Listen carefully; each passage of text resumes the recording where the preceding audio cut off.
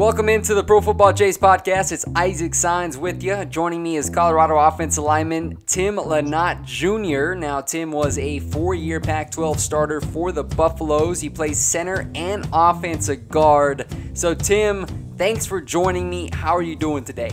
Doing good, man. Thanks for having me. I know it's quite an interesting time for us right now with all the coronavirus pandemic. I know a lot of us are in lockdown in our respective homes, and so I'm sure things have been a little bit crazy for you, especially during this revised pre-draft process. But before we talk a little bit about that, Tim, I want to recap your college career with the Buffaloes. You started 45 games, including 29 at right guard and 16 at center.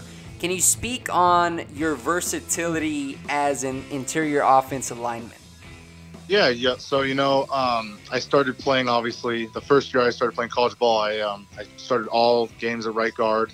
And the next year after that, I started doing a little bit of center with some injuries we had at the position. So I started doing right guard and center, and then eventually I had the injury. But came back to next year, did the same thing, kind of just started playing both center and right guard, and then eventually my senior year I started just playing strictly center.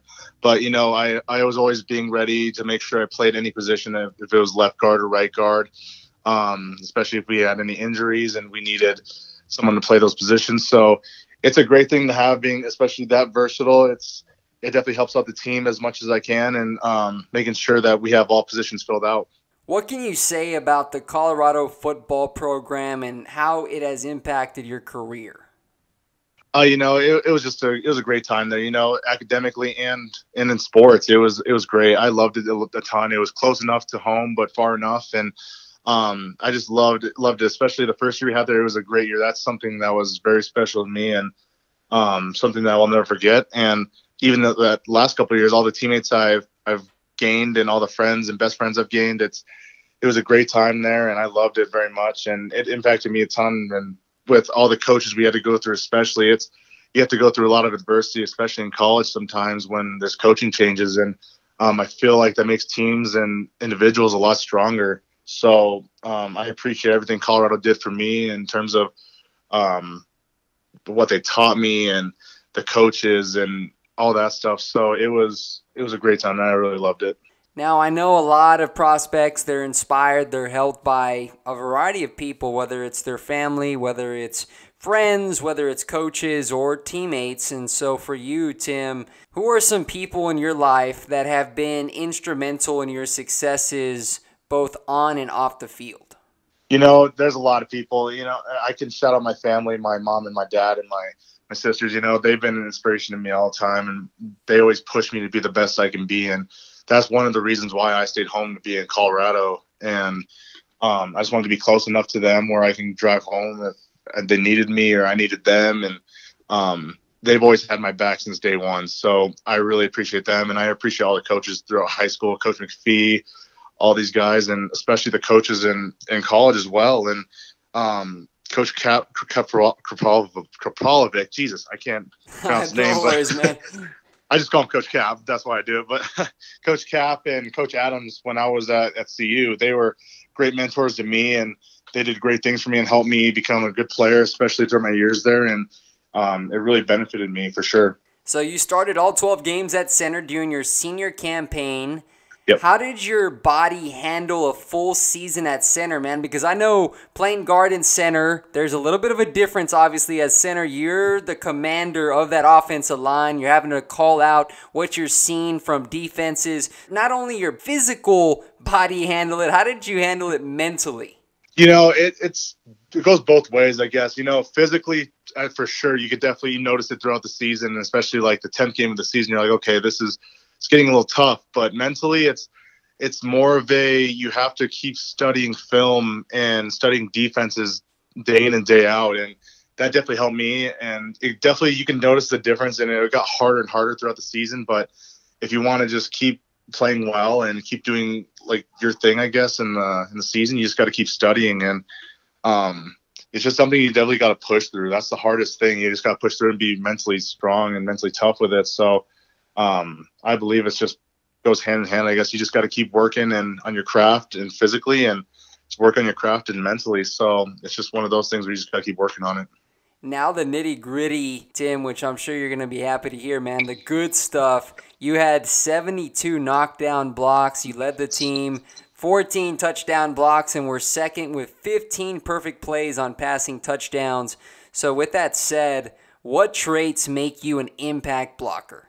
Yeah, just being explosive off the ball, having quick feet. I could pull at center as well, and that's something that a lot of teams don't really do that much. And I believe that's something that I could benefit a team in either college or NFL. So it was definitely something that the coaches used for sure. And just having quick feet, that's something that you definitely need when playing college ball, especially, and just getting blocking those quick guys like linebackers and safeties and all other things. So I was able to do that and help other teammates as well, my other linemen, and get some push off the ball and get to the linebacker. So, Tim, this is a pretty complex question. I saw that you were nominated for Pac-12 Offensive Lineman of the Week for Washington State and USC's games because of your top performances.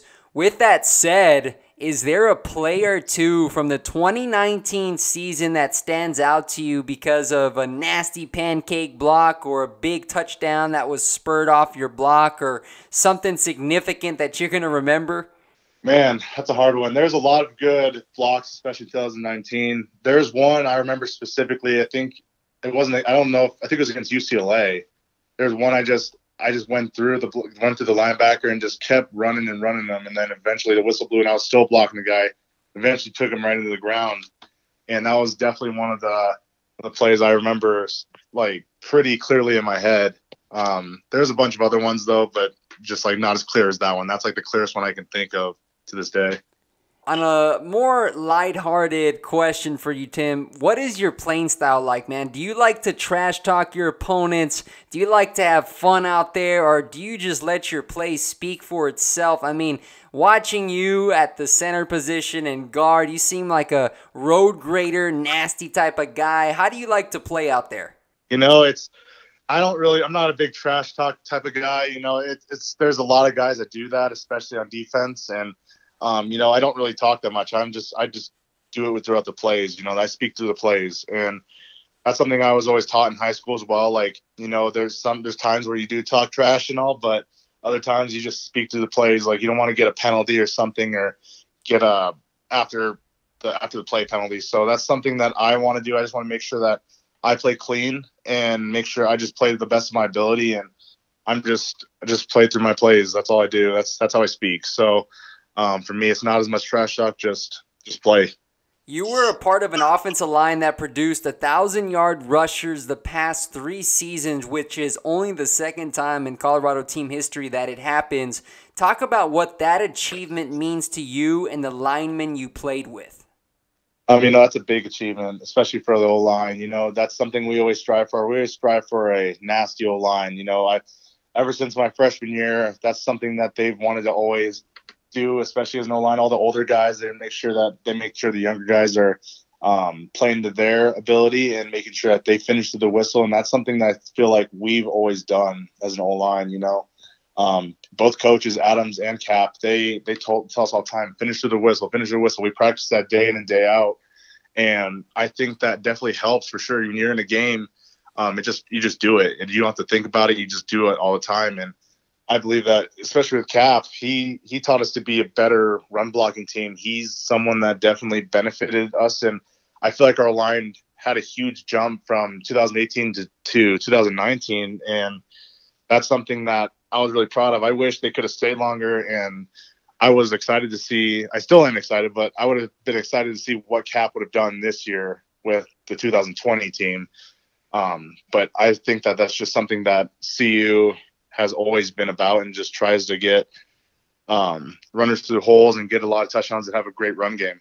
Now, you were named the Buffalo Heart Award winner, which is coordinated and selected by the fans who sit behind the bench. Can you provide some more information about the award and what it means to you? I didn't know much about it until I think more towards the end of the season. I didn't really know that was even a thing until people started talking about it. And, it's something that's, I guess, really special to fans, and they pick the person that they believe shows like the best integrity, the best discipline, hard work and everything. And, to me, it's just, I look back on 2017 when I ruptured my Achilles, and it was a tough time for me. It was definitely a tough time trying to get back from that. And the next year after that, it was tough. And you could definitely notice it in games after that whole thing happened. And, I was just working my tail off just to make sure that I can get back and benefit and help my team. Like, just I wanted to help my team as best as I could and make sure we had a great season the next year after that. And, that's something I look back on, and I believe that's one of the reasons why I possibly got that reward. And it's just through hard work and just having the heart of a buffalo. So that's the way I see it. And just someone that just works just hard and works their tail up all the time. Well, congratulations on that. That's awesome, man, and something that you can take pride in for the rest of your life. Now, you participated in the College Gridiron Series, which is one of 5 postseason all-star collegiate games. How did that event benefit you?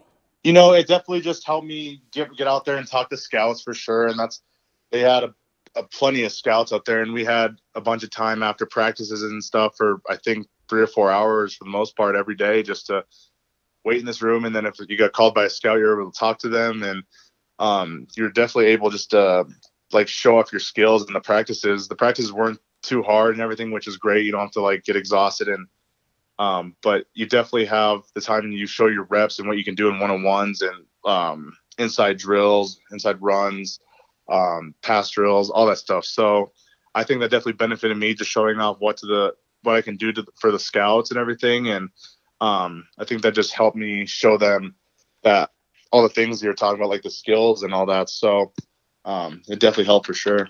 Now, Tim, we obviously know you can do it. You played guard and center in college, but from some of the teams that you've talked to, have they shown interest in you as a utility offensive lineman where you would come in and play all 3 interior spots in the NFL, or what have those discussions been like? So, it just depends on the team, I guess, and I guess it depends on mostly what they need. So, but a lot of the time that I've been talking to Zach, my agent, I think that it's mostly just being a utility guy, just being able to play any position, whether that's left guard, center, right guard. So that's definitely a benefit for me. I could play any of those positions. I've worked on every single one, especially in this offseason as well. And I know I can play any of those positions. I've played it in games and showed that I can do that.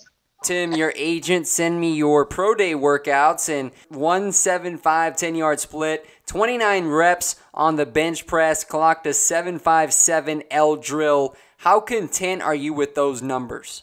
The one I always talk about is the bench.